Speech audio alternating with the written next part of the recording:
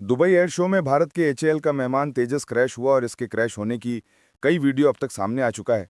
हम आपको एक-एक करके ये 3 वीडियो दिखा रहे हैं, जिसमें अलग-अलग एंगल से आप देखकर समझ सकते हैं कि ये विमान आखिर कैसे और किस वक्त क्रैश कर गया। पहले वीडियो में आपको दिखाई दे रहा होगा कि तेजी से आसमान में उड़ान भर रहा है, आसमान में गोते लगा रहा है और अचानक से अपने मैन्यूवरिंग के दौरान तेजस मेहमान एक फ्लिप शॉट लेता है और फिर हवा में गोते लगाकर सीधे जमीन में आकर गिरता है और पूरा विमान आग के गोले में तब्दील हो जाता है। अब आपको हम एक और वीडियो दिखाते हैं। इस वीडियो में आप देखेंगे कि आपको कई सारे विमान एक साथ तस्वीरों में दिखाई दे रहे हैं और बड़ी ही तेजी से नीचे की तरफ आ रहा है। ये वीडियो काफी दूर से शूट हुआ है, लेकिन इन तस्वीरों में आप देख सकते हैं कि किस तरह से तमाम बड़े-बड़े विमानों के भी ये उड़ता हुआ लातमों में अचानक से जमीन पर आ गिरता है और फिर एक आग का शोला पूरे आसमान में फैल जाता है। इन तस्वीरों को देखकर हर कोई हैरान रह गया, क्योंकि किसी को ये उम्मीद नहीं थी कि इतने बेहतरीन प्रदर्शन करने वाला तेजस विमान इस तरह से अचानक जमीन पर आकर गिरेगा और क्रैश हो जाएगा।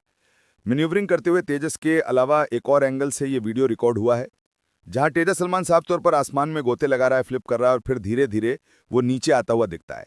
लेकिन जब वो नीचे आता है तो वो वापस आसमान की तरफ उड़ान नहीं भर पाता है और फिर बड़ी ही तेजी से नीचे आकर जमीन पर टकरा जाता है, जिसके बाद किस तरह से ये आग और धुएं का गुब्बारा पूरे आसमान में फैल जाता है। आसपास की तस्वीरों से समझा जा सकता है कि रनवे से काफ़ी दूर किसी दर्शन ने इस वीडियो को रिकॉर्ड किया है, क्योंकि जब ये वीडियो जब जूम आउट होता है तो आपको वहाँ पर दमकल की गाड़ियाँ, इसके अलावा आपको कई सारी सीढ़ियाँ दिखाई जाती हैं। और जिस तरह से एचएएल का ये विमान दुबई के एयर शो में क्रैश हुआ है, तो इसे देखकर हर कोई हैरान रह गया है, क्योंकि किसी को उम्मीद नहीं थी कि इस तरह से तेजस विमान क्रैश कर सकता है। इंस्टेंटली इंस्टेंटली यहाँ पर ये खबर आई तेजस को लेकर, और अब ये इन्वेस्टिगेशन शुरू हो गया है कि आखिर ये कैसे हुआ, क्यों हुआ। ये इस वक्त की बड़ी खबर है। आप इस पायलट की तारीफ है कि जो भी पायलट हैं, और उनका नाम आई एम श्योर थोड़ी देर में आ जाएगा, बॉल सर को दिखाइए प्लीज। लेकिन ये काबिल तारीफ है कि किस तरीके से इन्होंने बचाया है सर, नंबर 1। नंबर 2, ये सबसे बड़ी बात है कि किस तरीके से आपने लास्ट मोमेंट तक कोशिश की। मैं यहाँ पर, मेरे साथ एक और हमारे पास मेहमान है, उनसे ये सवाल लूंगा। सर, यहाँ टैक्स साहब निशान, सबसे बड़ी बात ये है कि ये इसमें जो पायलट के जो पर्सन है आप कर रहे हो, बिल्कुल बहुत करनी चाहिए, लेकिन मुझे ये लग रहा है कि इसमें कहीं ना कोई टेक्निकी खामी होने की जांच से सबसे ज्यादा नजर आ रहे हैं। और वजह बिल्कुल साफ है कि एक दिन पहले भी कोई एक ऑयल लीक का कोई टेक्निकल इशू उभर करके सामने आया था। तो संभावना नहीं, लेकिन मैं एक चीज और आपको बताना चाहता हूँ, मेरा कहीं ना कहीं, मैं मनीष के साथ इस संभावना से इनकार नहीं किया जा सकता, और ये संभावना। लेकिन सर, मैं आपसे एक चीज़ बोलूँगा, हम लोग अभी वोंट कंक्लूड सर, क्योंकि जब हम इतने बड़े एयर शो में आते हैं, जब हम इतनी बड़ी रिस्पॉन्सिबिलिटी रहते हैं, तो हमें पता है कि बहुत सारी चीज़ें गलत हो सकती हैं। यहाँ पर पायलट ने, यहाँ पर, और आज भले ही हमारा ये एयरक्राफ्ट क्रैश कर गया, भले ही, और मैं चाहूँगा आई जस्ट विल कि इस पर कोई पॉलिटिक्स ना हो जाए भारत के अंदर, कि इसको भी लेकर कहीं पॉलिटिक्स ना हो जाए, बिकॉज ये एक नेशनल प्राइड की बात है और जिसको थोड़ा सा झटका लगा है, और ये हमारे लिए इट इज़ शेयरली बैड लक। जून में वो हादसा हुआ जो अहमदाबाद में हुआ, और अभी ये हादसा हो गया, एक पैसेंजर एयरक्राफ्ट और दूसरा फाइटर प्लेन, और दोनों ही भारत से कहीं ना कहीं, एक तो भारत में ही क्रैश हुआ और दूसरा भारत का इंडिजियसली मेड एयरक्राफ्ट है। यहाँ पर दुबई एयर शो में एक बड़ा हादसा हो गया जब उड़ान प्रदर्शन के दौरान क्रैश हो गया। हादसे के तुरंत बाद अल मखतूम इंटरनेशनल एयरपोर्ट के ऊपर काले धुएं का गुबार उठता दिखा। प्रत्यक्षदर्शियों और वीडियो के मुताबिक ये दुर्घटना स्थानीय समय के साथ दोपहर करीब 2:10 पर हुई। तेजस हिंदुस्तान एरोनॉटिक्स एक single seat light combat aircraft है।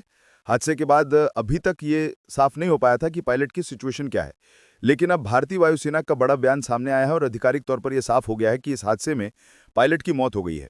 आपको बता दें कि दुबई एयर शो दुनिया के सबसे बड़े एविएशन इवेंट्स में से एक है और इस हफ्ते इसमें कई बड़े सौदे भी हुए हैं। इरमान, हादसे की इन तस्वीरों को आप गौर से देखिए। तेजस जमीन से पहले उड़ान भरता है, उसके बाद कुछ मिनटों तक ये हवा में रहता है, जिसकी तस्वीरें आप अपने स्क्रीन पर देख सकते हैं कि तेजस किस तरीके से करतब करता हुआ नजर आ रहा है। लेकिन अचानक से न जाने ऐसा क्या हुआ कि तेजस तेजी से नीचे की तरफ आने लगा और ये एक ही पल के अंदर जमीन से टकरा गया। और जैसे ही ये तेजस विमान तेजी से जमीन पर आया और टकराया, उसके बाद इस विमान में भयंकर आग लग गई।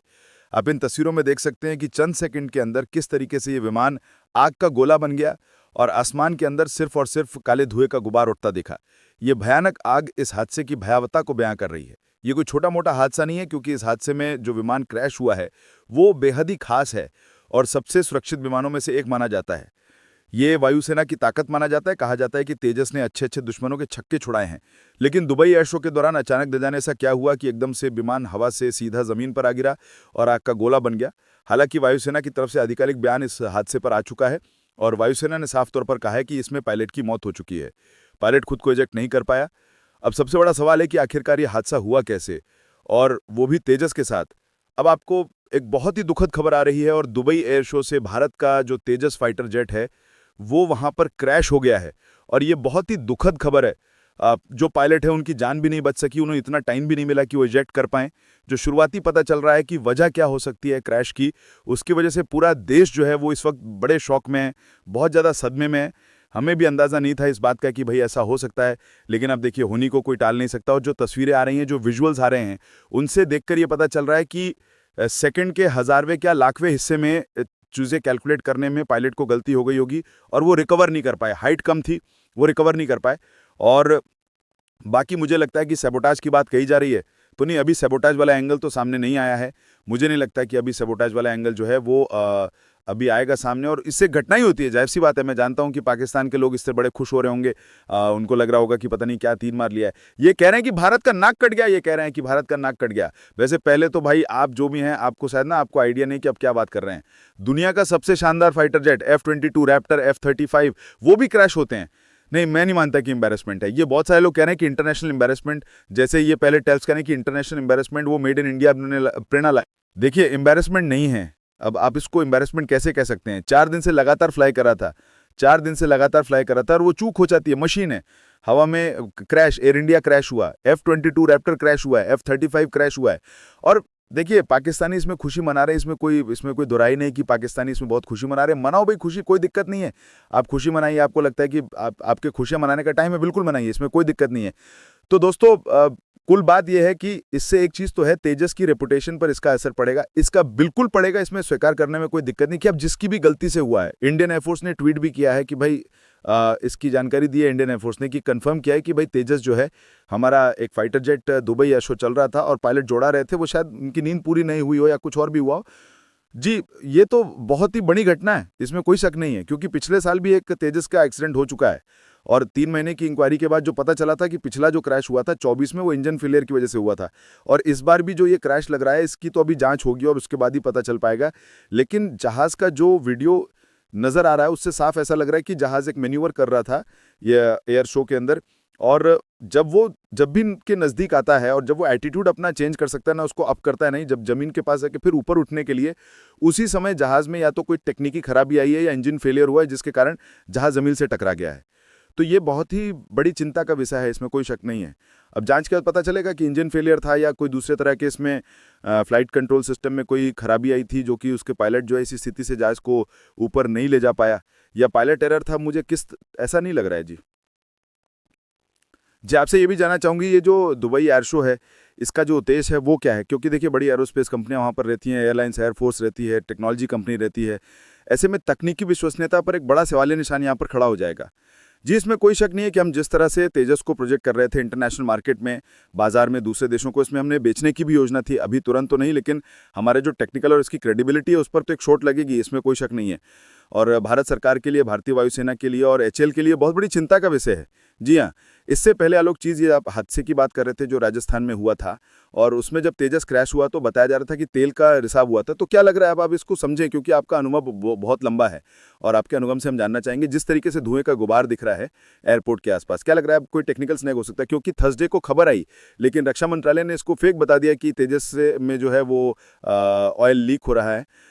देखिए ये तो अभी जांच के बाद पूरी तरह पता चलेगा कि यहाँ आपने सही कहा, अभी खबरों में बात आई थी कि वहाँ तेल का रिसावों की संभावना व्यक्त की गई थी, और ये जो क्रैश है इसमें कोई शक नहीं है कि ये बहुत बड़ी चिंता का विषय है, और इस पर कई प्रश्न चिन्ह खड़े होंगे तेजस पर भी, और भारतीय वायुसेना इसको ऐसे नहीं छोड़ने वाली है, क्योंकि तेजस हमारे बहुत बड़े गैप को भरने वाला था।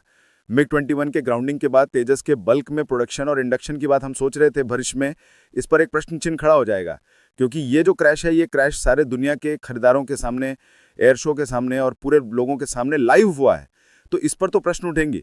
और जैसा कि वीडियो में दिख रहा है, इसमें कोई शक नहीं है कि नीचे आने के बाद जहाज पर कंट्रोल पायलट का नहीं रह गया। 2030 तक के 180 जेट बनाने के लिए 3 प्रोडक्शन लाइन में थे, तो क्या वो भी, उस पर भी क्वेश्चन मार्क हो जाएगा? जी हाँ, ये बहुत बड़ी चिंता का विषय तो है ही है, क्योंकि MiG-21 के ग्राउंडिंग के बाद और हमारी जो स्क्वाड्रन की स्ट्रेंथ इतनी कम हो गई है, बटके 29 हो गए, तो बहुत से हमको अपने स्क्वाड्रन स्ट्रेंथ बढ़ाने की जरूरत थी, और हम तेजस पे ही डिपेंड कर रहे थे, क्योंकि कुछ स्क्वाड्रन तो मान लीजिए हम 5th जनरेशन के या 4.5 जनरेशन के बाहर से खरीद के ला सकते हैं, लेकिन इतनी जल्दी 10-12 स्क्वाड्रन को जल्दी भरना ये संभव नहीं था। अगर इस सेकंड क्रैश में भी इंजन की खराबी अगर सामने आती है रिपोर्ट में, तब हमारे लिए लीची तरफ से एक बड़ी चिंता का विषय होगा। जो तकनीकी विश्वसनीयता था, वो उस पर भी अब सवाल निशान खड़े हो गए हैं। देखिए आलोक जी, दुबई की धरती पर इस तरह से विमान क्रैश होना, वो भी तेजस, आप तो जान ही रहे हैं कि 600 करोड़ रुपए का एक ज़मान है। ऐसे में अगर देखा जाए तो फाइनेंशियली भी बहुत बड़ा लॉस है इंडिया के लिए। जी, ये जहाज की कीमत का नुकसान इतना नहीं है जितना इसकी रेपुटेशन का नुकसान हुआ है, क्योंकि जहाज का जो रेपुटेशन था उसको हम एक बहुत ही इसका एक अच्छा हाइप हमने क्रिएट किया हुआ था। 4.5 जनरेशन का ये फाइटर, इसका मास प्रोडक्शन होना था। इसमें हमने तरह तरह के एवियोनिक्स जो थे लेटेस्ट लगाए थे अलग से। इसका EWS सूट काफ़ी उन्नत किस्म का था।